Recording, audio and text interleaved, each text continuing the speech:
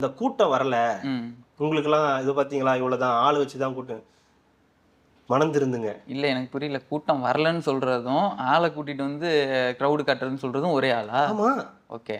கூட்டம் வரல, இவ்வளோதான் உன்னுடைய பவுசு அப்படின்னு சொல்றதும் அவங்க தான். ம். ஆள வச்சு தான் நீ வந்து கூட்டம் கூட்டுற ம். அப்படின்னு தலைக்கு ரூ. 300 குடுத்து பஸ்ல கூட்டம் கூட்டு கூட்டம்ன்னு வர சொல்றதும் அப்படின்னு ஒண்ணுதான்.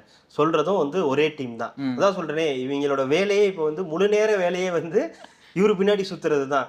அண்ணங்கட்சி தானே? ஆ. அண்ணங்கட்சியில இருக்கிறவங்க தான், வேற யாரு? மத்த கட்சியில இருக்கிறவங்க அந்த வேலையும் பாக்குறாங்க, இந்த இந்த வேலையும் வேலையும் பாக்குறாங்க. பார்க்குறாங்க. அது பாதி இது பாதின்னு பாக்குறாங்க. இது ஆனா பிரதான வேலையா இருக்கு. இது இன்னொன்னு படிச்சேன். ஜனநாயகன் வந்து இப்படி ரிலீஸ் பண்ணதுக்கான காரணம் என்னன்னா, ம். இதையே காரணமா வச்சு விஜய் அடுத்த படம் நடிப்பாராம். ஆ. நல்லா இருக்குல்ல. இப்போ நல்லா விஜய் இதை இருக்குல்ல. ரிலீஸ் பண்ணிட்டார்ல. நடிச்சா இப்போ நல்லா தான் எனக்கு இருக்கும். ஆமா, நடிச்சா நல்லா தான் நல்லா தான் இருக்கும். இருக்கும். யார் இல்லைன்னா? உன் வாய் முகூர்த்தம் பளிச்சா பளிக்கட்டும். சந்தோஷம் தானே நடிச்சா. ஆ. ஏங்க அது நடிச்சா ஹாப்பி ஆகுறது நிறைய பேர், கோடி பேர் ஆமா. இருக்காங்க. அதே மாதிரி நடிச்சா வருத்தப்படுறதுக்கும் ஒரு சிலர் இருக்காங்க, ஒரு குரூப் இருக்கதான் செய்யுது.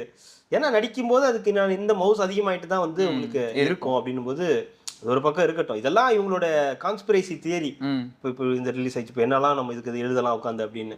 என்னுடைய புரிதல், என்னுடைய எண்ணம் என்னன்னா, விஜய் அவங்களோ அந்த விஜய் டீமோ அதை ரிலீஸ் பண்ணுறதுக்கான வாய்ப்புகள் 100% கிடையாது.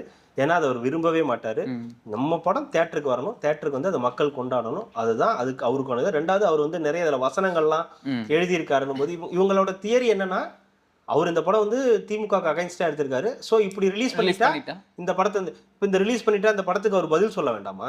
ம். அவரை நம்பி தானே இந்த படத்துக்கு பணம் போட்டிருப்பாரு கேவிஎன். அப்புறம் 250 கோடி சம்பளம் வாங்கியிருக்காருன்னா இவர் ஒரு மிக முக்கியமான காரணியா தானே இருப்பாரு.